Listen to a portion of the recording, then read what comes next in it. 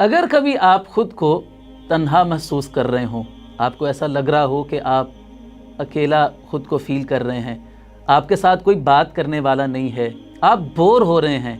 اور چاہتے ہیں کہ کوئی آپ کے ساتھ دکھ بانٹنے والا آ جائے، آپ جس کے ساتھ اپنا دکھڑا شیئر کر سکیں، اس کے ساتھ اپنے من کی بات کر سکیں، تو اس کے لیے آپ اللہ کا ذکر شروع کر دیجئے۔ آپ کی ساری تنہائیاں اور آپ کا اکیلا پن اللہ کے ذکر سے دور ہو جائے گا، اس لیے کہ جو بندہ اللہ کا ذکر کرتا ہے اللہ تعالیٰ اس کے ساتھ ہوتا ہے۔ حدیث مبارکہ میں آتا ہے، اللہ تعالیٰ فرماتے ہیں، گویا کہ یہ حدیث قدسی ہے،